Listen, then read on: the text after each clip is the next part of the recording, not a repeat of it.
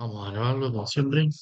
Bueno, arrancamos con este tercer y último encuentro de web scrapping con Python. Van a ver un poco más lento que de costumbre. Estuve prácticamente sin dormir, así que vengo de la clínica a cuidar a mi viejo. Así que sepan disculpar. Eh, Vamos a ver básicamente el derrotero de hoy, es el que está en la pantalla. Eh, Primero, sistematizar una propuesta de metodología para el desarrollo de procesos web scrapping, ¿sí? Un poco la venimos charlando informalmente y la idea era sistematizarla de alguna manera. Me parece interesante que podamos ir de un enfoque por ahí top-down eh, y, y tener claro por dónde arrancar, cómo seguir antes de meternos con el código, porque esto no es codear, sino entender primero el comportamiento de los sitios y después tratar de sistematizar esos patrones que hay en la navegación. Luego lo que vamos a ver son acciones avanzadas de scrapping, un poco lo que decía, esperas implícitas y esperas explícitas. Eh, Esto tiene que ver con que cuando trabajamos con sitios web, hay cuestiones vinculadas a las redes y la carga de los elementos HTML a veces tienen tiempos variables, hay latencia en el medio porque hay redes y en función de eso, hay herramientas para que nos permiten esperar, ¿sí? Antes de que Selenium se dé por vencido y tire un error porque no encuentra un elemento. Muchas veces puede ser que no encuentre un elemento porque todavía no está cargado, no porque no exista en la estructura de la web, sino que simplemente no se llegó a cargar cuando el script lo buscó.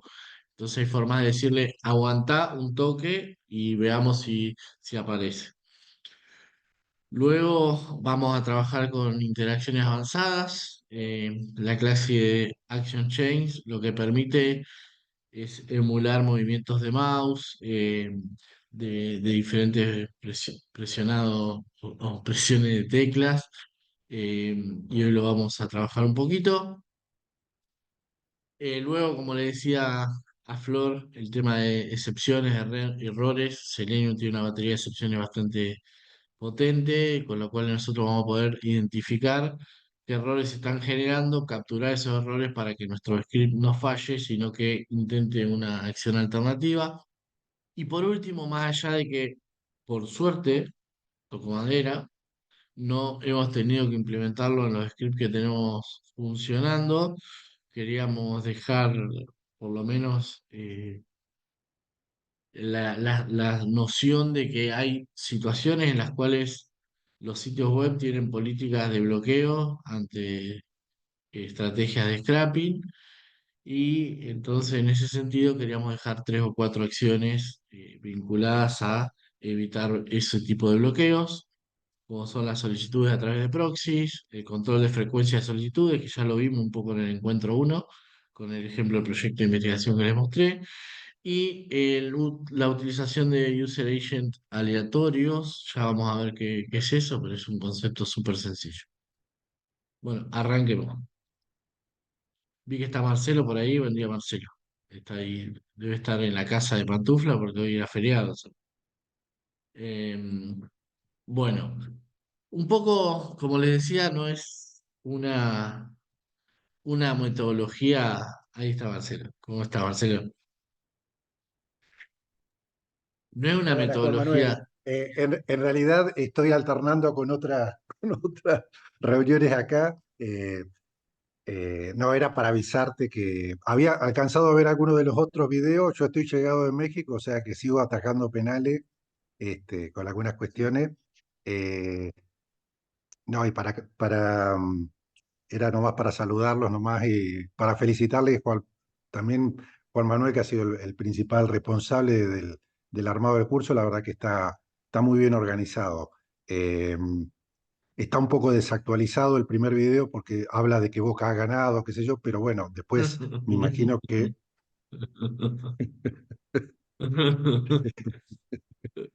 bueno, Gracias, Marcelo. No, es el consuelo que tenemos los hinchas de Racing que no ganamos nunca, pero bueno. Y tampoco ayer. Y tampoco No, ayer. No, pero Mm, el material está muy bueno. Yo ahora estoy haciendo otras cuestiones y eso, y después lo voy a terminar de ver esto, Juan Manuel, pero está muy bueno. Y espero que lo puedan aprovechar, chicos, porque la verdad que está interesante. Eh, gracias. es todo un mundo esto, y la verdad que la extracción de lo más importante para dar en esta parte está, la selección está muy buena, Juan Manuel. Bueno, Porque la verdad es para dar un curso, o sea, todo lo que es Selenium y eso es todo un mundo. Eh, ya después te voy a comentar si lo podemos integrar con LangChain y alguna cuestión. sí, sí, Me parece que, me, hay mucho para hacer ahí, sí. me parece que por ahí hay todo un mundo para hacer. Sí, sí. Yo los dejo y después lo voy a ver durante el fin de semana, lo voy a disfrutar. Gracias por pasar a saludar, Bueno, Marcelo. Sé que está lleno de nos obligaciones. vemos, Muchas gente. gracias. Un Chau. abrazo. Chao, chao. Bueno, como les decía, no es una metodología aceptada científicamente, ni mucho menos, sino es la que con años por ahí de hacer este tipo de cosas, uno fue consolidando, ¿sí? No lo van a encontrar en un paper, tiene que ver con mi experiencia, pero bueno, déjenme por lo menos decir qué es lo que me parece. Un poco la metodología que yo entiendo y que hemos ido charlando consta básicamente de tres pasos, yendo todo un enfoque top-down, desde lo más general hacia lo más particular, en un primer paso en donde hay una exploración general del sitio web, ¿sí? Un poco lo hablábamos ya el encuentro pasado, y de identificar la forma en la que se organiza la información en ese sitio web, ¿sí? Cómo están los enlaces, como decía Pedro hoy, cómo es el navegado, cómo es el paginado, el paginado es el enlace, es, se hace mediante un método POST, que sería por ahí un poco más complejo, porque está oculto el enlace, cómo es la navegación, cuáles son los contenedores, como decía Dalila, un poco todo lo que ustedes venían comentando, es lo más importante de web scraping, entender el sitio web. Para mí eso es lo más importante. Una vez que entendemos cómo funciona, tenemos que tender a tratar de identificar los elementos HTML, como es el diseño HTML, cuáles son los elementos, el modo de identificación unívoca de cada uno de esos contenedores, las etiquetas a través de las cuales se accede a la información, patrones en la estructura de esos elementos, etcétera, etcétera. Y después, por último, ¿sí? Vamos a pasar a la tarea de desarrollo de los scripts. Inicialmente, a mí me funciona hacerlo con instrucciones sueltas, ir probando si funcionan, y recién una vez que eso funciona, o, una vez que eso funciona, eh, modularizarlo y hacer una suerte de reingeniería del script, con buenas prácticas de programación, es decir, funciones con parámetros, con retools, con diferentes visibilizaciones de estado, manejo de excepciones, etcétera, etcétera, pero en principio ir probando, ir instrucciones, ¿sí? Sin tanta complejidad, porque lo que nos permite eso, una vez que nosotros modularizamos, perdemos muchas veces el estado de las variables, que no son parte ni los parámetros de entrada ni de los parámetros de salida. Es decir, en cambio, cuando nosotros escribimos el script sin modularizar, tiene un montón de otras desventajas, pero tiene la ventaja de que yo, por ejemplo, en un entorno tipo Spider, o tipo Visual Studio Code, o tipo Picharm, lo que fuera, yo puedo ir viendo qué valores toma cada una de las variables. Entonces eso para ir devagueando me viene mejor. Y por último, y lo más tedioso, pero a la larga muy importante, la documentación de ese código, ¿sí?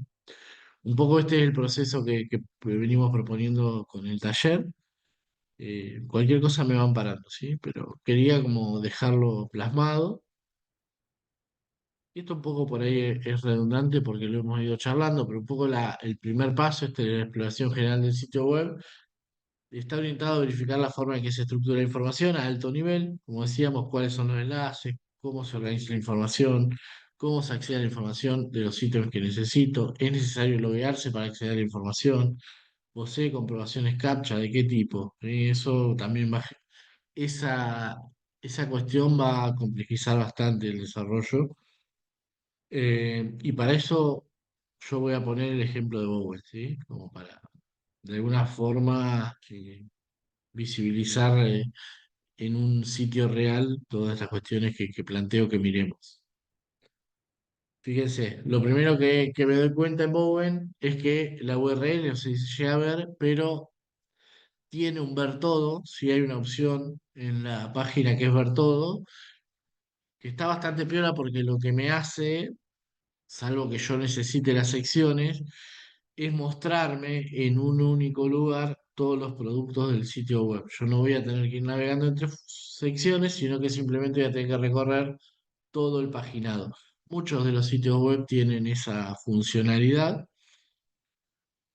Y además, después de navegar un poquito con los enlaces, me doy cuenta que otra de las cuestiones que tiene es que está el nombre de la colección, bueno, bowen.com.ar, la palabra colección, el nombre de la colección, ver todo, signo de pregunta y el parámetro P indica la página, ¿sí? Entonces digo, bueno, voy a poder.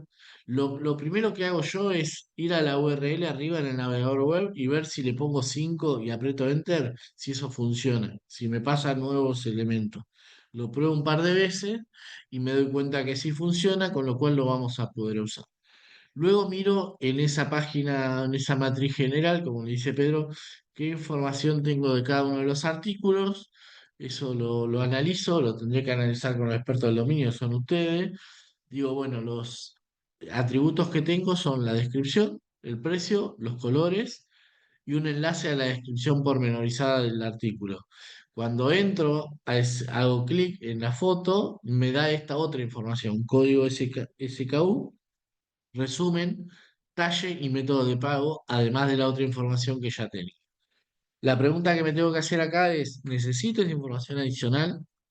Si yo necesitara esa información adicional, voy a tener que entrar por cada uno de los productos que están en la matriz a una URL más, lo cual va a multiplicar la cantidad de requests del sitio web por la cantidad de ítems que tenga, ¿sí? Eso es importante, ahí hay un trade-off entre la cantidad de información y la cantidad de solicitudes, ¿sí? En principio, salvo que necesitemos esta información, yo recomiendo tratar de hacer la menor cantidad de requests posibles al sitio web. Después tendremos que analizar nosotros si eso es necesario o no. Y bueno, otras cuestiones que indago y me doy cuenta es que no hay necesidad de loguearse y no hay precios de acuerdo a la localización, no hay captcha, etcétera. Un sitio bastante sencillo, pero bueno, quería dejarles un ejemplo de qué es lo que voy mirando cuando indago sobre un sitio web para scrapear. Sí, cualquier aporte que quieran hacer es bienvenido. Una vez que conocemos esa Ahí, por dinámica, ejemplo, sí, te sí, interrumpo. claro. Fíjate que Sí, sí, dale. decía invierno 24, pero el enlace de arriba decía invierno 23. O sea, si uno quiere buscar invierno 24, no te va a encontrar por el enlace. No, no anda. No, no, eso también lo chequé. Le puse verano-23. La idea es jugar un poco con esos Claro, enlaces sí, y ver qué pasa. Sí, sí, totalmente. Nahuel. Ahí hay que indagar un poco. claro, por eso. Bueno, una vez que conocemos esa dinámica de funcionamiento, lo queremos conocemos cómo debemos realizar requests, es decir, sabemos cómo vamos a ir iterando para obtener las diferentes matrices. Lo que tenemos que ahora establecer, ya sabemos cómo navegar, ¿sí? Recuerden los comandos de navegación de Selenium, cómo navegar el sitio web. Ahora tenemos que establecer cómo, que es lo más complejo, acceder a la información de cada uno de los ítems, ¿sí? Este proceso comúnmente, si ven en la web, con algunos libros de la literatura se llama parsing o parseo de la información. Y lo que incluye, entre otras cosas, es, bueno, verificar el contenedor HTML donde está alojada la información, identificar cómo se accede unívocamente a ese contenedor, posee un ID, qué característica única posee respecto a los otros elementos. Muchas veces, como vimos en el encuentro pasado, no necesitamos que tenga un ID único, por ahí necesitamos que tenga una clase, una característica única entre todos los elementos HTML, pero no un solo elemento, sino todos los elementos que hacen referencia a un ítem. Por ahí, esos son los que nos interesa identificar. No nos interesa identificar un ítem de otro, sino los ítems del resto de la información. Eh, bueno, es necesario analizar si se debe hacer casteo de tipos de información, un poco lo que decía Flor la semana pasada respecto al precio. Yo me di cuenta que en una etiqueta estaba el precio bien y que en otra estaba con el signo peso. Bueno, eso empezar a ver bien ahí y tener cuidado cómo funcionan esas funciones de casteo, porque a veces te puede, sobre todo cuando trabajamos valores numéricos con comas, te puede correr la coma, dejar un cero de más y eso es un lío. Y bueno, una vez que tenemos todo esto identificado, sabemos cómo se navega, sabemos cómo se accede a los elementos que nos interesan del HTML, vamos a pasar a las pruebas de código de Python. Esto un poco lo mostré el encuentro pasado, que encontramos que había una clase, un div de clase Product Details, Product Item Details, donde tenía cada uno, o sea, había un div de esta clase con cada uno de los productos de la matriz, ¿sí? Esperen que voy corriendo los cuadritos del Zoom. Eh, entonces dijimos, bueno, si identificamos esos div, vamos a haber identificado todos los ítems. Eh, entonces, a su vez, adentro de ese div había otros elementos que eran hijos de ese div, ¿sí? Como este A, Product Item Link, que te daba la denominación. Después había este Span Class Price Label, que te daba el precio habitual, este Class Price, etcétera, etcétera. Bueno, ir deshaciendo, desarmando eso hasta llegar al precio. Y acá teníamos, fíjense, el enlace también. Yo por las dudas lo descargué. No vamos a, o resolví, suponiendo que no sea necesario, que no íbamos a acceder al link de cada elemento, sino simplemente me lo iba a traer por las dudas. Acá está un poco el ejemplo de lo que tuve que hacer. Me traje, fíjense esto que hablábamos de navegar, eh, encontrar un elemento y luego sobre ese HTML buscar otro elemento, ¿sí? Tomamos por un lado, para la descripción, lo que tomamos es el enlace, ¿sí? El A, y la descripción es ese texto. Luego, el link es el atributo href de ese elemento HTML. Y para el precio, ¿sí? Vamos a obtener el, el span de clase Final Price, ¿sí? Que está adentro de otro span de clase Price, ¿sí? Eso es lo que dice el XPath, y con eso nos vamos a quedar con el texto, ¿sí? Simplemente con eso tenemos, ¿sí? Todos los elementos. No me pregunten por qué, ustedes saben más que yo de esto, pero hay, hay productos que se llaman igual y son diferentes. O sea, incluso es diferente el color y todo, pero bueno, yo identifico que es un producto distinto porque tiene una URL diferente. Eso es así. Después no sé bien cómo eso aporta a la, a la, al proceso de cálculo del IPC, si todos los productos se tienen en cuenta o no. Ahí me pierdo un poco, pero bueno, yo lo que hago es me traigo todos los productos con esas características. No sé si se entendió esto, es un poco lo que ya vinieron haciendo hasta acá. ¿Mm? Sí, sí, de hecho, ahí para agregar, Dale, un tema que tuvimos en el scrap de Super es que antes macheábamos solo por nombre y después empezamos a machear por link, por las dudas que pase eso justo. genial. Bueno, acciones avanzadas de Bootstrap. Esperas implícitas y explícitas. Esto es un poco lo que hablábamos. Cuando un navegador carga una página, los elementos dentro de esa página pueden cargarse en diferentes intervalos de tiempo. Eso tiene que ver con la latencia de las redes y la forma en la cual está implementada la web, ¿no? También tiene que ver con la velocidad de la conectividad del sitio donde estamos y un montón de otras cuestiones.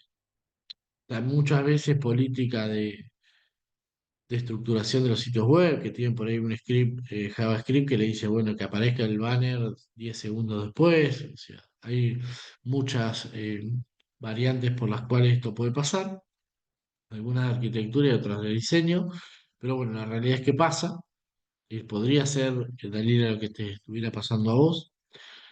eh, Porque nosotros cuando exploramos, que hacemos el botón derecho y vemos el código fuente, ya lo hacemos sobre el sitio totalmente cargado en general, entonces vemos todos los elementos, pero pensemos que el script Python se va a ejecutar apenas se cargue el sitio web o se empiece a cargar el sitio web, ¿sí?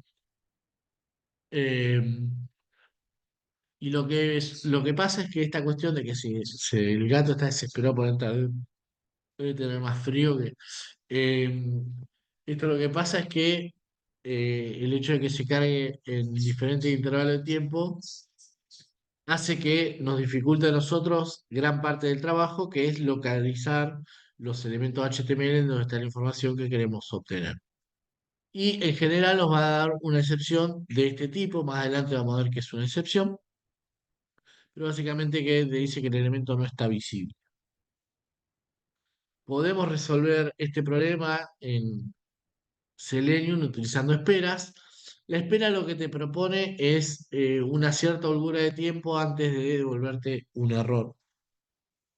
Que lo que va a hacer es esperar un determinado intervalo de tiempo, por ejemplo, yo podría decir 10 segundos, hasta que se encuentre el elemento. Si a los 4 segundos aparece el elemento, lo carga y sigue funcionando.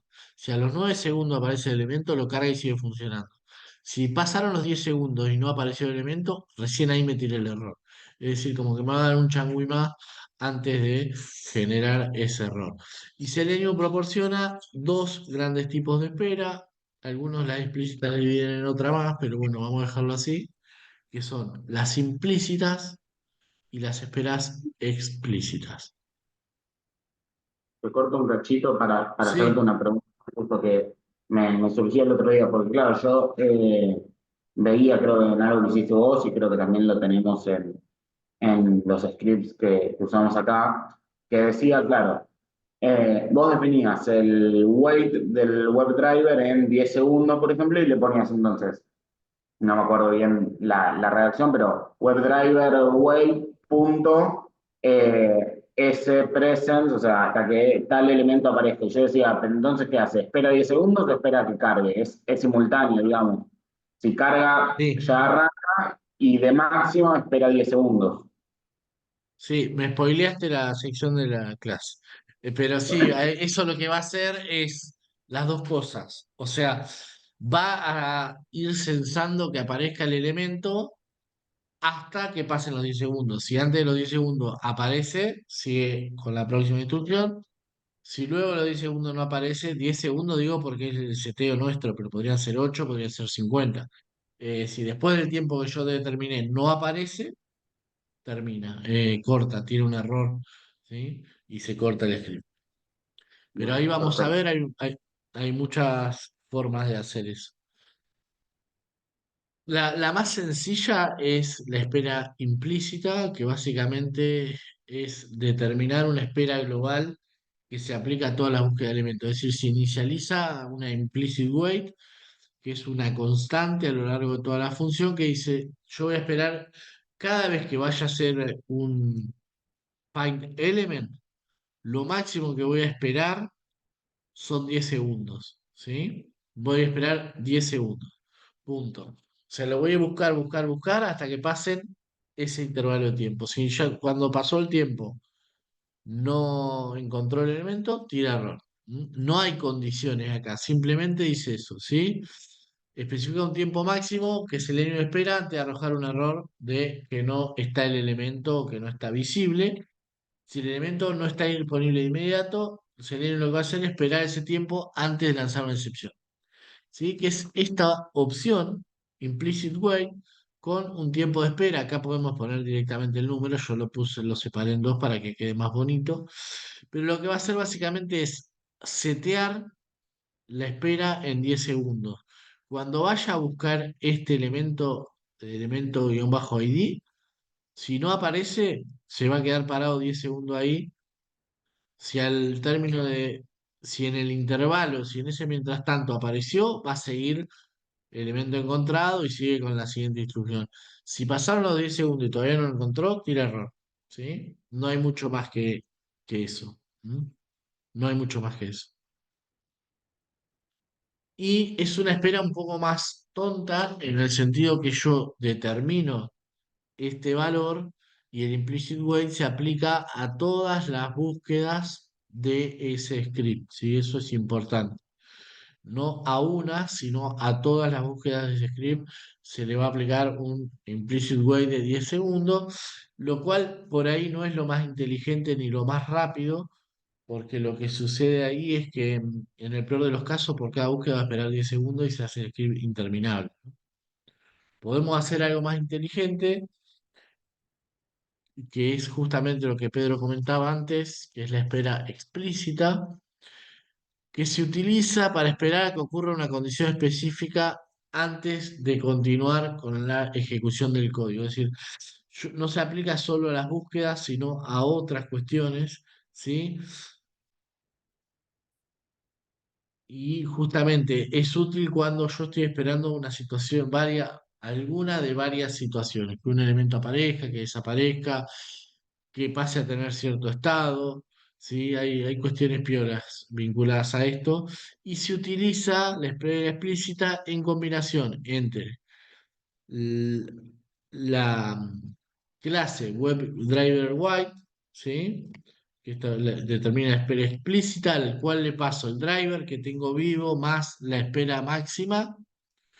Lo que acá estoy diciendo, espera 10, como máximo 10 segundos y después aparece el método until hasta que, ¿sí? Y es como si fuera un if, y acá yo voy a poder, a través de la clase expected condition o condiciones esperadas, un montón de situaciones diferentes, ¿sí? Entonces yo le voy a decir, espera como máximo este intervalo de tiempo hasta que pase tal cosa, ¿sí? Y ese pase tal cosa lo voy a poder indicar con expected condition, que por convención, no es una obligación, por convención se define un alias que es la E mayúscula y la C mayúscula, pero esto es una convención, es decir, algo que la comunidad de desarrolladores nos pusimos de acuerdo, pero en general yo podría, cuando establezco un área, un alias de una clase, yo acá podría decir as Nahuel o as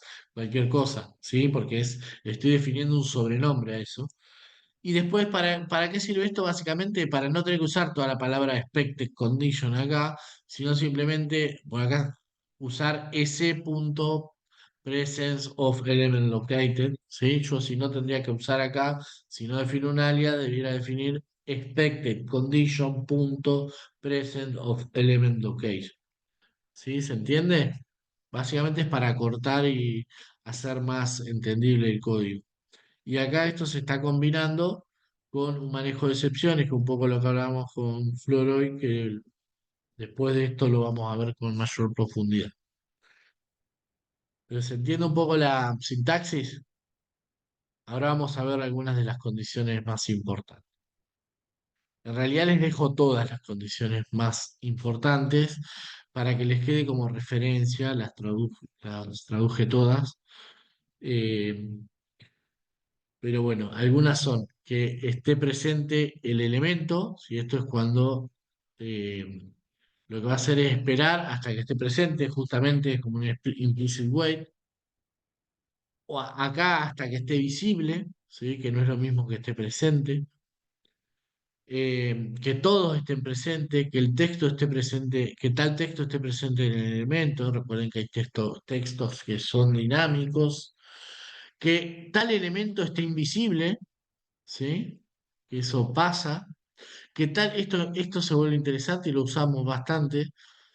a veces nos pasa, por ejemplo, que aparece un elemento HTML bloqueado, porque depende de eh, que se desbloquee, depende de la selección de un elemento anterior. Por ejemplo, el elemento sucursales no se desbloquea hasta que yo no desbloqueo la región, por ejemplo, ¿sí? Porque va a cargar las sucursales de esa región.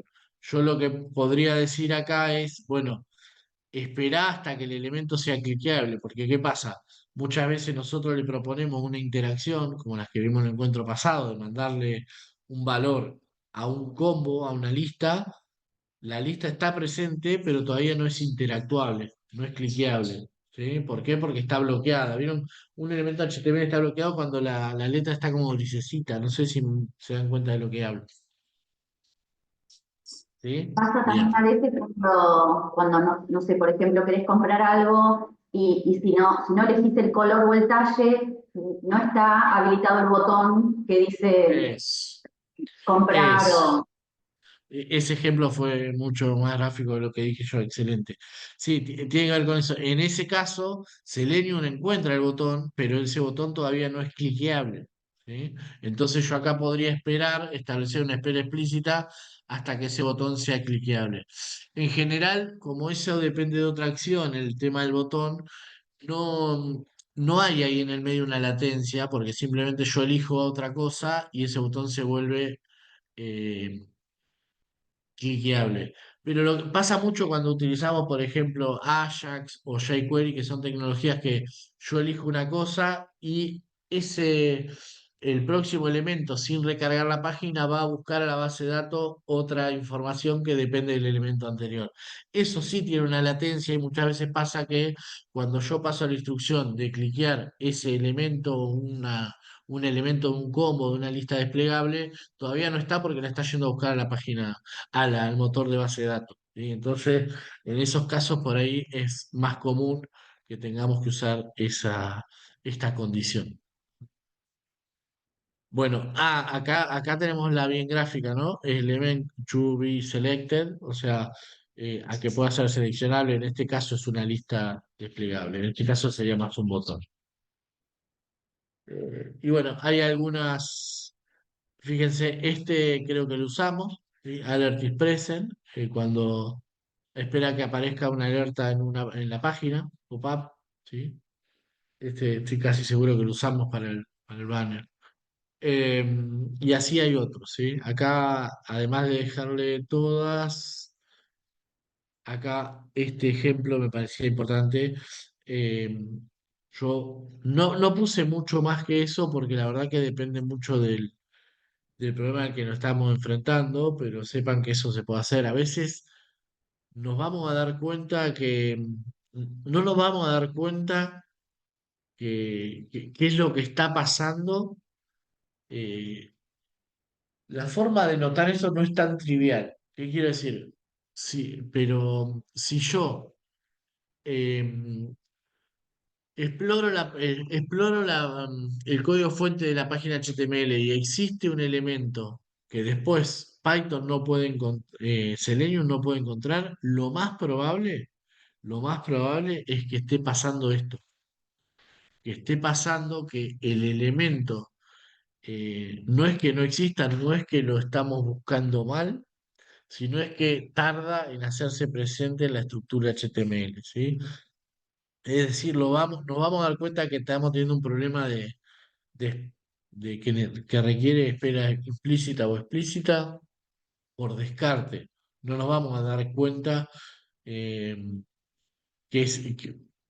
que es eso justamente, porque muchas veces, salvo que sea un banner que yo sé que aparece 3 segundos después que el resto de la otra información, y que eso me doy cuenta cuando exploro los patrones del sitio web, en los otros casos que tienen que ver con latencia, y no me voy a dar cuenta sino hasta que vea el elemento, pero no lo pueda encontrar Selenium. O muchas veces lo que pasa, que es lo peor, es que Selenium a veces lo encuentra y a veces no. Eso es todo un tema. Porque vieron que pasa mucho, eh, por ahí, sobre todo en las primeras versiones del script, pasaba mucho, de los scrappers que pasaba mucho que a veces funcionaba, a veces no. Eso tiene que ver con cuestiones sobre todo de latencia que se van solucionando con manejo de excepciones y con esperas. No hay otra vuelta para solucionar eso. Pero no es que va a tirar un error específico que yo me dé cuenta que es porque todavía no se cargó. Selenium va a decir está o no está. Y yo tendré que deducir que tiene que ver con que no es que le erré, ¿sí? Pues también podría decir no está, porque yo estoy buscando una ID que en realidad no existe, porque me equivoqué en el nombre, puse una letra de más, etcétera. Ese no está, de que me equivoqué el ID, y el no está, de que todavía no se cargó, va a tirar exactamente el mismo error, lo cual hace difícil identificar esa situación. ¿Mm? No lo vamos a identificar hasta que no reneguemos lo suficiente. Em, Bien, esto me parece súper colorido, no lo vamos a usar siempre, pero quería mostrárselos. Interacciones avanzadas con Action Chains. Es una forma de automatizar interacciones complejas, ¿sí? Como movimiento del mouse, acciones del botón del mouse, pulsación de teclas, interacciones del menú contextual, etcétera, etcétera. Bueno, justamente es útil para realizar otras interacciones que no sean enviar información o hacer un clic. Y Action Chain lo que significa es cadena de acción, y básicamente lo que vamos a definir es un conjunto de acciones que se van a ejecutar encadenadas, y que una vez que nosotros como que definimos todo el flujo de lo que queremos hacer con el Action Chain, y después le vamos a aplicar el método .perform, y eso va a decir, y eso lo que va a hacer es ejecutar en ese momento todas las acciones que definí para la cadena de acción antes, ¿sí? Es decir, no va a ejecutar una a una las instrucciones de la Action Chain, sino que yo las defino una a una, pero se ejecutan todas juntas cuando yo aplico el método perform. Ahora lo vamos a ver. Acá, por ejemplo, si yo inicializo, lo primero que voy a hacer es inicializar la clase Action Chains con el driver. Luego lo que digo es, voy a usar el método moveToElement, ¿sí? Para ir hasta el menú. Lo que va a hacer acá va a ir con el mouse hasta determinado ítem del menú. Lo que va a pasar ahí, fíjense que con sin Action Chain no lo podríamos hacer. Vieron que hay menús que cuando vos te paras arriba se despliega un submenú.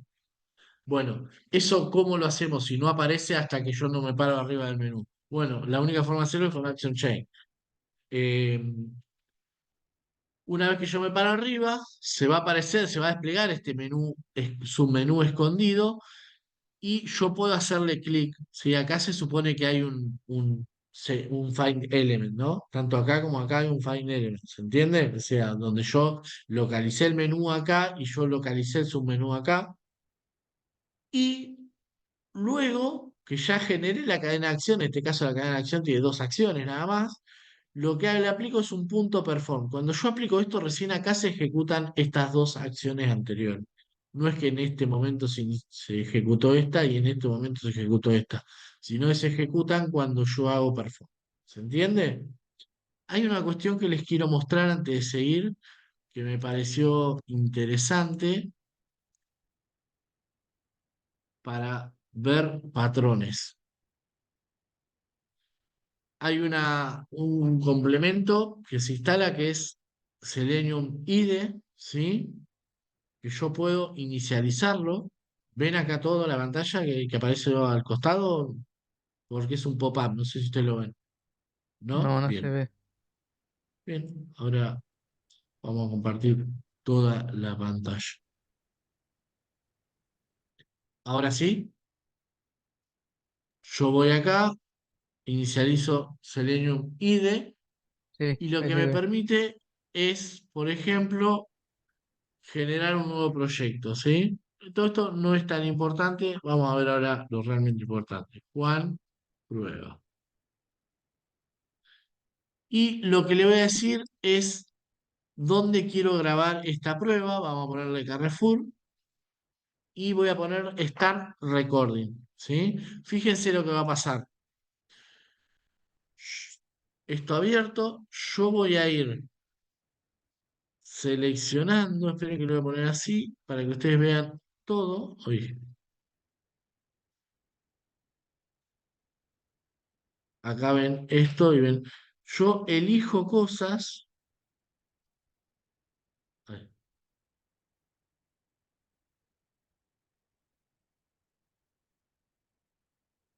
y lo que va a pasar acá, ¿sí?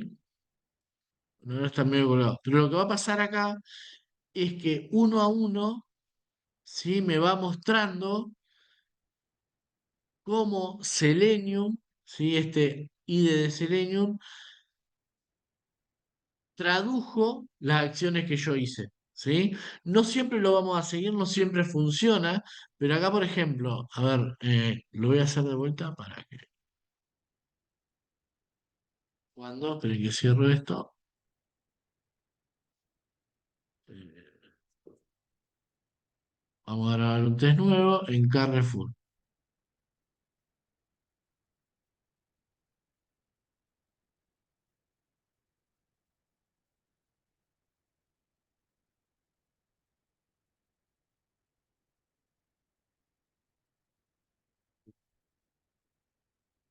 ¿Sí? Fíjense, abro un test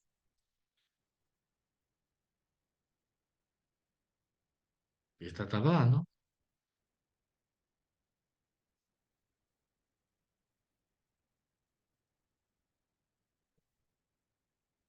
Che, ¿cómo está? Creo que Carrefour ya nos descubrió.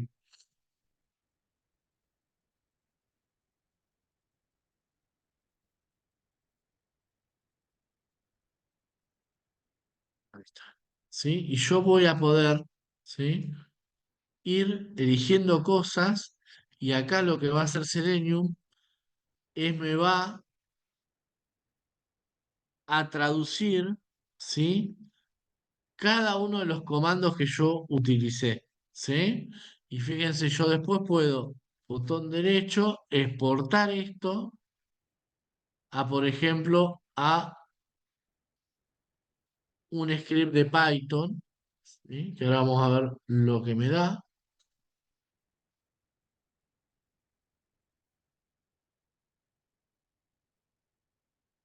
Me va a dar los comandos de Selenium que yo ejecuté, lo va a hacer habilitado objeto por defecto, pero lo que tiene interesante a veces me ahorra, ¿sí? El trabajo de identificación de los elementos, ¿sí? Fíjense, y me va a dar una opción de localización de esos elementos, que a veces reconozco que no es la más clara, ¿sí? Es decir, fíjense acá lo que hizo para identificar este elemento.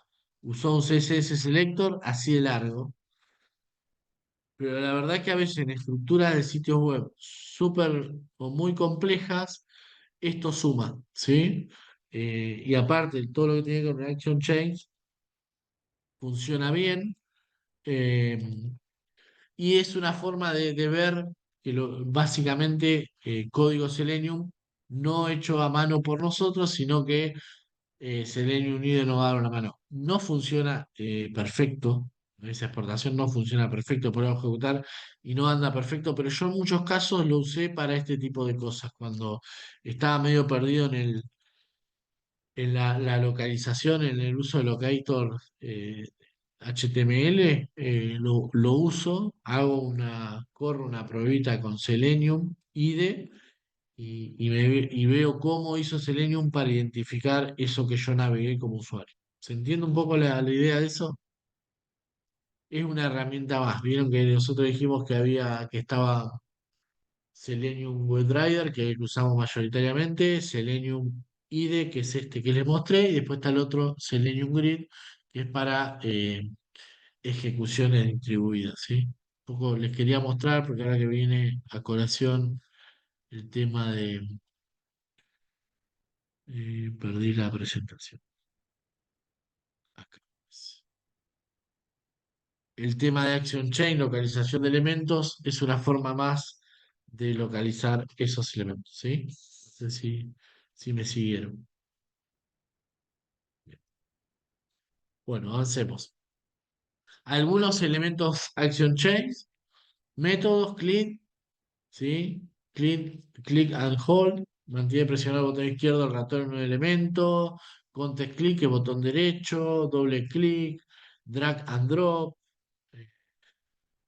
eh, presionar una tecla sin soltarla. Hay un montón de, de cosas que puedo hacer con Action Chain. Acá dejo un par de ejemplos, ¿sí?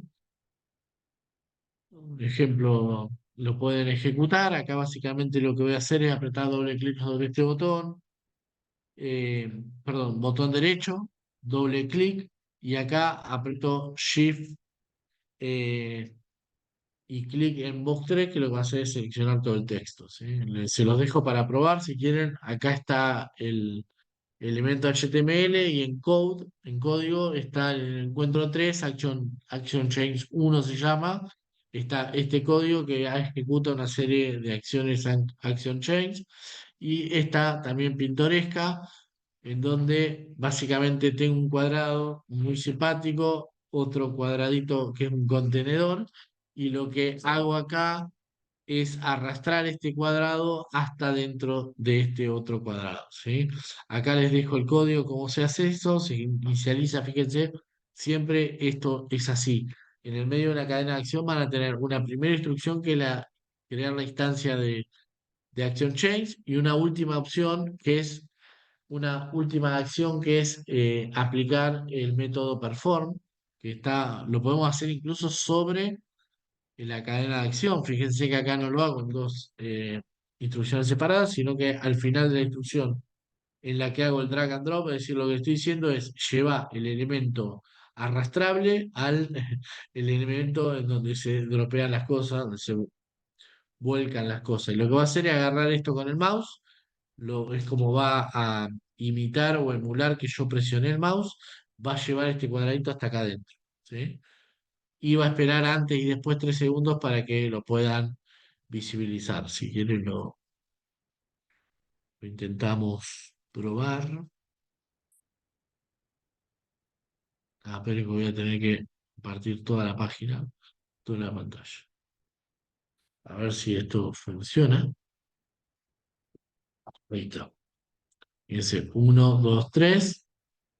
Lleva el cuadradito ahí y termina. Que básicamente es como hacer clic en el cuadradito y arrastrar, ¿sí? Un elemento drag and drop, como hay muchos en las páginas web hoy. Eso se puede hacer y funciona bien. Y después está el otro ejemplo. Pero bueno, los dejo más que nada para que lo chusmeen ustedes. Ahí lo ejecuto por cualquier duda que tengan. Hay 3 box, 3 cuadrados que tienen ID, o sea, fáciles de identificar. Sabemos que eso no va a ser siempre así, y al cual le voy a aplicar una serie de acciones, como apretar botón derecho, hacer doble clic, o en el tercero, hacer shift y clic, que lo que hace va a seleccionar el texto. No se inicializa la prueba, eso se me pasa cuando estoy compartiendo en Zoom. Creo que es para que quede grabado que no anduvo, básicamente. Pero bueno, yo les garantizo que si ustedes lo Sí. ejecutan, va. Sí. Y solo sabe como a dónde eh, arrastrarlo, digamos. Lo que pasa es que acá, mira, fíjate, lo primero que hacemos siempre es localizar. Ahí está. Bueno, ahí apretó el botón derecho. Ahí va a ir al segundo elemento después de 5 segundos y apretar doble clic. Y después va a ir al tercero y ahí va a arrastrar y soltar acá en el box, ¿sí? Desde acá hasta acá, hace shift y Claro. coso y selecciona así. Y ahí cierra. En realidad no es que solo, sino siempre vamos a tener que trabajar con los locators, con los localizadores. Yo acá primero le dije que es el box 1, que es un elemento cuyo ID es box 1, que es el box 2, la caja 2, que es un elemento con ID box 2, y que es el box 3. Y después lo que hace es aplicar esa cadena de acción sobre los elementos que yo ya le enseñé Sí, dónde estaban. ¿Sí? ¿Se entiende? sí, sí. O sea, no veía el final, tipo a dónde iba el drag, pero sí. Bien. Bueno, pasemos a las excepciones, que por ahí es una cuestión más de programación que de Selenium, pero me parece que es interesante y en el primer curso no estaba, con lo cual los que no lo conocían de antes no lo van a encontrar. Eh, bueno, en programación claramente es muy importante realizar manejo de excepciones, eso es así. Y en Python, si una excepción es un elemento inesperado, es un evento inesperado que ocurre, ¿sí? Durante la ejecución de un programa y lo que hace es cortar la ejecución de ese script. Básicamente es un error de runtime, ¿sí? De tiempo de ejecución, que no se detectó, no hay un error de sintaxis del código, sino que la ejecución de ese código que está bien escrito genera un error cuando se ejecuta y no antes. Para capturar este tipo de excepciones, en Python existe una instrucción o un set de instrucciones que es try except, ¿sí? Que básicamente lo que vamos a hacer es probar cuando sospechamos que algo puede fallar, se puede generar una excepción, lo que vamos a hacer es generar un código que intente hacer algo y que en caso que eso falle, no nos tire la excepción del programa, sino que en ese caso que falle, vaya a otro set de instrucciones que esté en la cláusula excepto que, ¿sí? Excepto. Básicamente, si lo que está en try tira un error, el script no se va a detener y no va a generar un error, sino que va a pasar al código que está en esta segunda cláusula. Si el código está en esta segunda cláusula genera un error, va a tirar error, pero tenemos una vida más. Fíjense este ejemplo en donde yo le pido al usuario que ingrese un valor, en realidad un número, y lo que hago es inmediatamente casteo ese valor que ingresó el usuario, podría ser la palabra Dalila, la casteo a a un entero. ¿Qué es lo que va a pasar? ¿Este código está mal? No, no está mal. Eh, pero lo que pasa es que si el usuario, de acuerdo al dato que ingrese el usuario, este código podría tirar error. ¿Por qué? Porque lo que va a intentar es pasar este valor, que es un string, a un entero. Si acá hay una palabra, cuando lo intente pasar a un entero va a tirar un error. ¿Sí? Entonces, ¿cuál es la idea del try except? Si esto genera un error, es decir, si alguien ingresó algo que no es un número, en vez de tirar error el programa, va a ir a este set, ¿sí? Y va a mostrar, ups, este no es un número válido, prueba nuevamente. Esto es importante. Yo podría definir un except, dos puntos, sin una excepción, en particular sin un tipo de excepción, y lo que va a hacer es, por cualquier error que se genere acá, va a pasar al except. En este caso, en donde yo defino una excepción en particular, un tipo de excepción en particular, lo que yo le digo es, si el error que se genera acá es del tipo value error, ¿sí? Que luego nosotros tenemos que ver a qué corresponde cada tipo de excepción, me va a tirar este error. ¿Sí? ¿Qué quiero decir? Si el usuario se mandó otra macana diferente de ingresar una palabra en vez de un número, no va a entrar acá. ¿Sí? Porque esta excepción va a capturar solamente las excepciones. Este except va a capturar únicamente las excepciones de tipo value error. ¿Se entiende? Más o menos. Sí, perfecto. Bien. Sí, una Bueno, pregunta. Y entonces, este en el video yo le puedo poner un try y muchos except, o sea, un except sí, para el validador, un except para el sintaxis, o sea, digo, por decir sí, así. esa es la idea. Es justamente la Me idea. acabas de revelarme más o menos, no sé, la fórmula de la felicidad. Cuando hice un curso de Python, que cada clase era como hacer un proyecto con él, y yo siempre digo, lo podía llevar un poquito más, y siempre, todo el tiempo me cruzaba con eso, con que tenía que transformar un input en un entero, y yo decía, pero ¿qué pasa si la persona que lo usa por poner algo, por desafiar el script, dice, bueno, vamos a poner letras?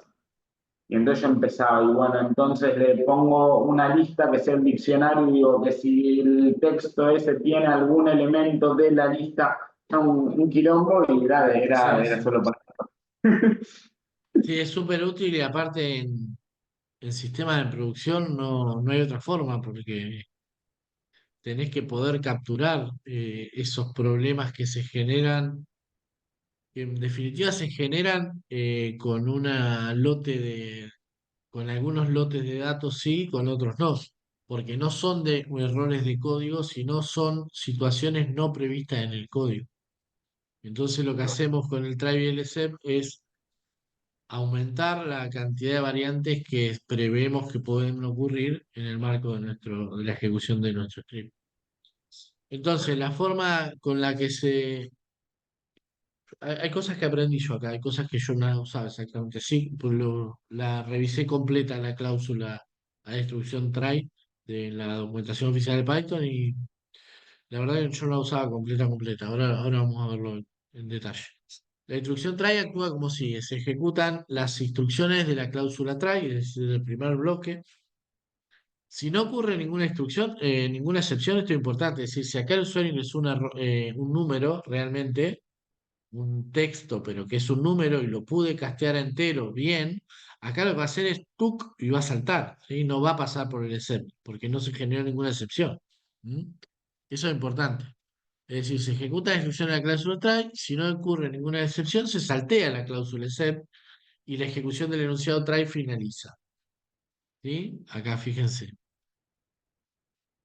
Pero si ocurre una excepción, durante la ejecución se saltea el resto de las instrucciones try. Es decir, si acá genera un error, es decir, por ejemplo, no existe el archivo myfile.txt, no va a intentar leerlo ni ver cuántas líneas tiene, sino que directamente va a buscar si entre el lote de SEP que yo generé, yo que, o que yo tuve en cuenta que podrían ocurrir, está el tipo de error que se generó porque no existiera el archivo, que básicamente es este.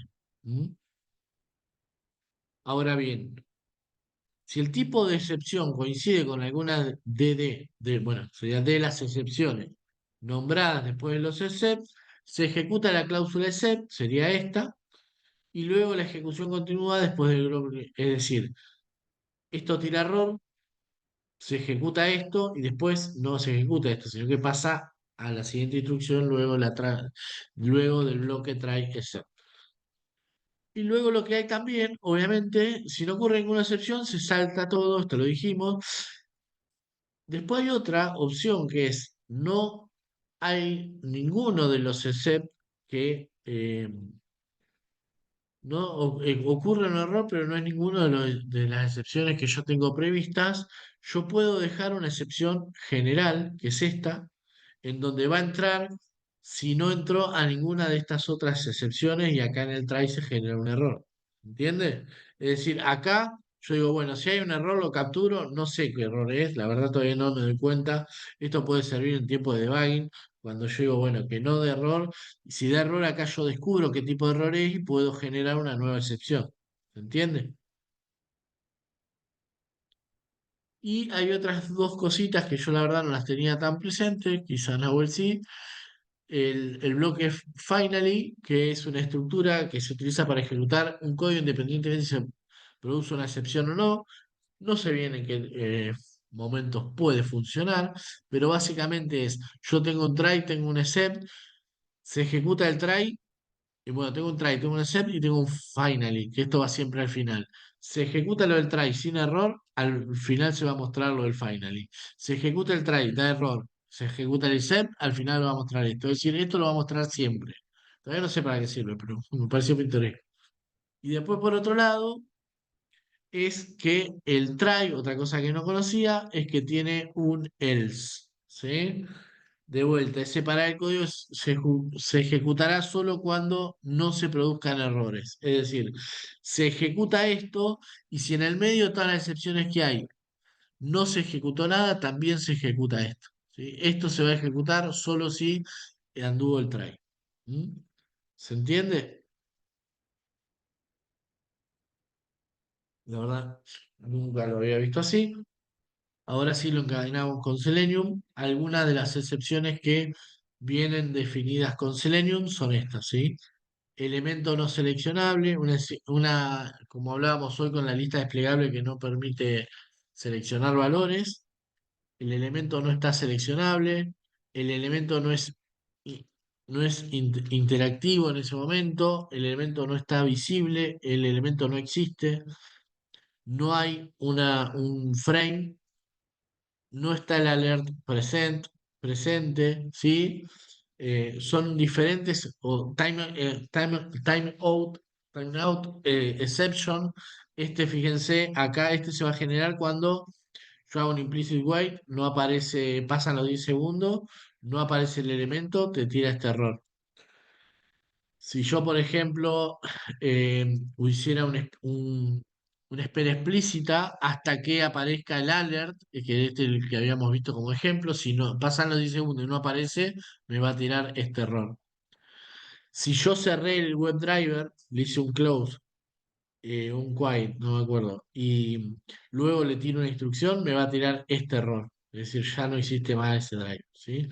Tiene un conjunto de excepciones propias de los errores que se generen en la utilización de la clase Selenium, bastante completo y que podemos de alguna forma complementar con el bloque try except, ¿sí? Se los dejo ahí como ideas y acá lo que hice, no con el objetivo de ver uno a uno acá, sino que les quede como repositorio de información en español, que tanto no hay, y además lo tuve que traducir desde Java. ¿Cuáles son las posibles excepciones con las explicaciones de cada una de esas excepciones y posibles soluciones? Esto en función de documentación que encontré y también de mi experiencia, ¿sí? Eh, Cómo yo resuelvo algunas de estas excepciones. Eh, no sé, tomamos algún ejemplo. Elemento no visible. Bueno, ocurre cuando el elemento está presente pero no es visible para el usuario, ¿sí? Que es hidden. Ahí la idea es buscar, ¿sí? Localizadores únicos. En general yo agregué, eso lo encontré en la documentación, yo agregué esto. Agregar una espera explícita hasta que el elemento sea visible, porque lo que puede pasar es que sea hidden en un principio y luego se vuelva visible o cliqueable, ¿sí? Eso nos ha pasado. Y bueno, igual que con esto, les dejé de vuelta una explicación de todas las excepciones que hay en Selenium. A mí lo que me interesa es que entiendan esto y que entiendan esto, ¿sí? No tiene ningún sentido que se aprenda esto de memoria, pues no se lo van a aprender hasta que a ustedes no les pase, ¿sí? Pero sepan que tienen esa información ahí. ¿Se entiende un poco los detalles except y qué es una excepción? ¿Sí? Sí, sí, sí. Un par de ejemplos. Estos creo que son los que robé de ChatGPT. Eh, que no está el elemento, sí, es esto. Pero bueno, yo no lo robé, sino lo tomé prestado porque acá lo digo.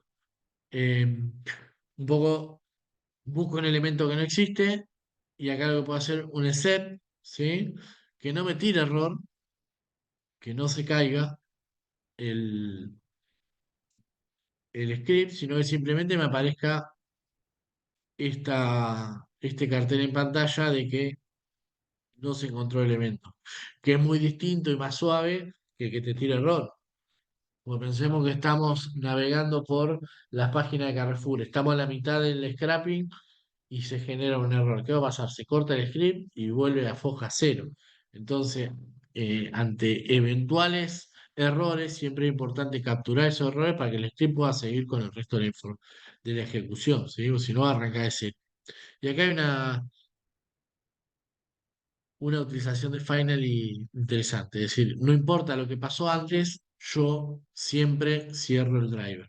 ¿Mm? Esa es un poco la idea. Bueno, otro ejemplo de timing out. Fíjense, hay una espera explícita, ¿sí? Espero como un máximo de 10 segundos hasta que el elemento esté visible. Se ve que nunca está visible y si nunca está visible, aviso que el tiempo de espera se agotó, ¿sí? De vuelta finally, cierro el live. ¿Se entiende? Bien. Bueno, y vamos a terminar un cachito antes haciendo honor que recalculo, a que las anteriores terminamos tarde. Para finalizar, son cosas que no se nos han presentado en este proyecto. Sí, a mí me ha pasado, por ejemplo, scrapeando Google Scholar, que es un repositorio de paper de Google, súper conocido, que Google es bastante hábil para aplicar políticas de bloqueo a bots y tuvimos que aplicar varias de estas cosas, porque si no me pasaba y me daba un subconjunto de paper y después me bloqueaba la IP, tenía que apagar el router, volver a iniciar para que me dé otra IP y volver a scrapear. Y bueno, empezamos a implementar algunas de estas cosas.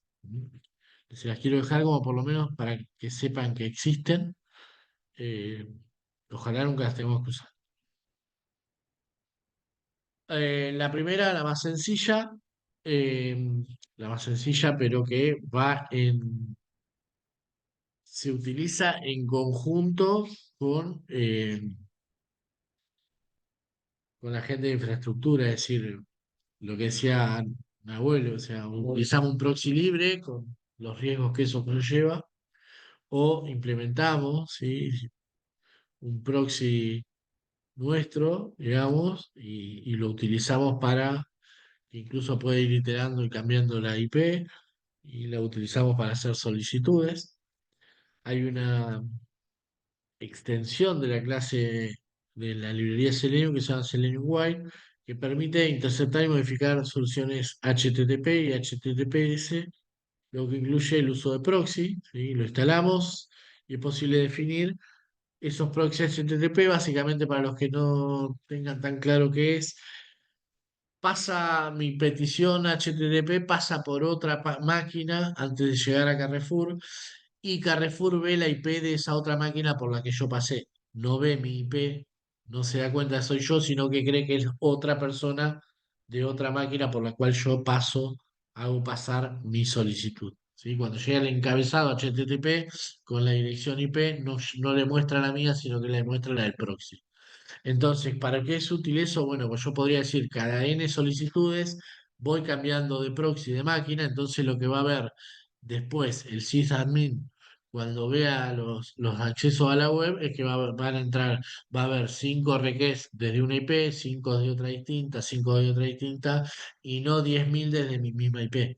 Incluso yo podría tener un bloque de proxy de 5 proxy diferentes y ir eh, lupeando eso. Hago 5 con el mío, 5 con otro, 5 con el mío, 5 con otro y así, de manera que parezca, no sea tan fácil y tan evidente ver que hay 10.000 requests seguidos con la misma IP, ¿no? Un poco la idea es esa.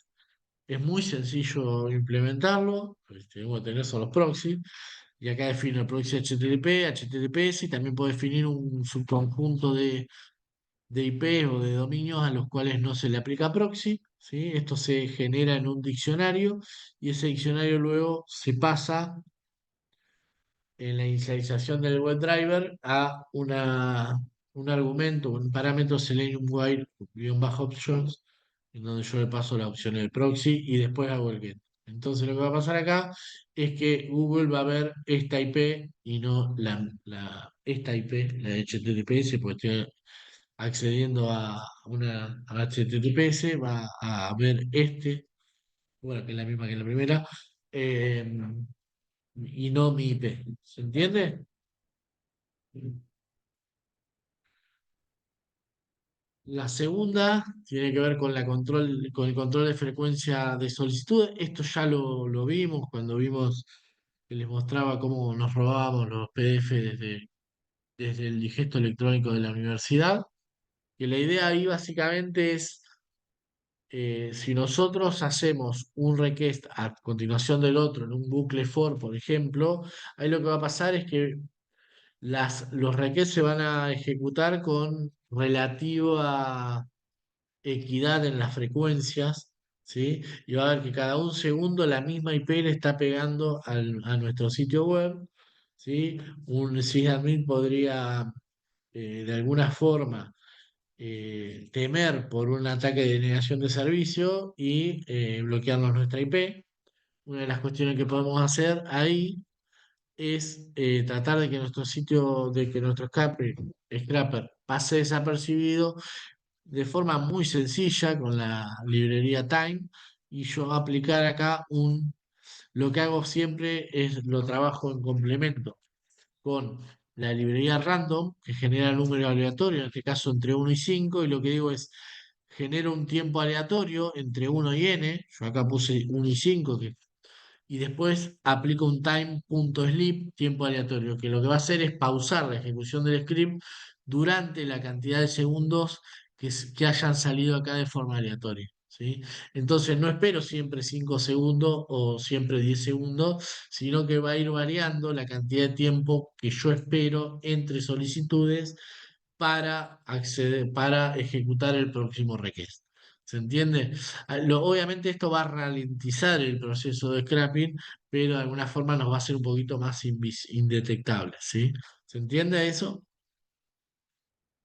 Es bastante sencillo, ¿no? Y por último, el tema de los user agents aleatorios, ¿sí? Un user agent es un texto, una cadena de texto que viaja con el header HTTP, ¿sí? En mi solicitud de request al sitio de GET al sitio web, ¿sí? Y básicamente ese texto indica, ¿sí?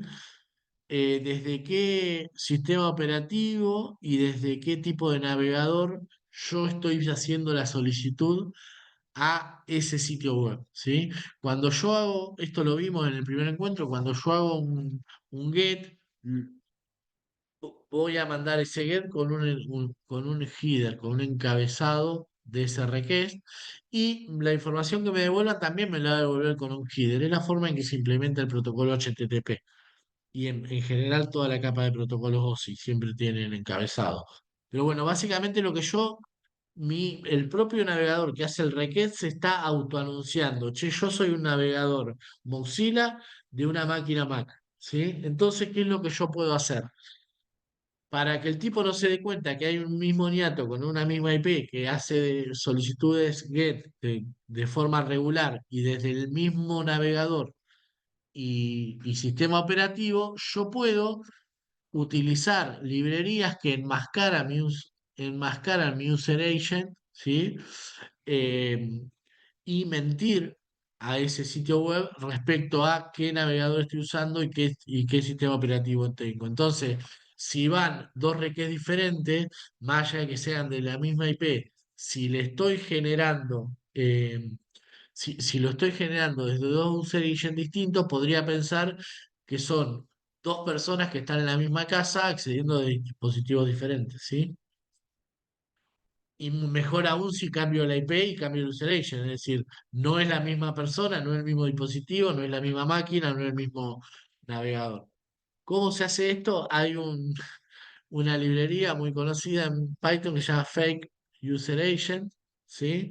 Que lo que va a hacer es generar de forma aleatoria, es muy sencilla la librería, lo que tiene es en el fondo una batería de user agent diferente, muy grande, que si yo le aplico a la clase user agent la, la palabra random, lo que me va a generar es un user agent aleatorio, ¿sí? Acá les puse un ejemplo de cómo podríamos ver cinco user agents distintos. Este código también está en el 4.3.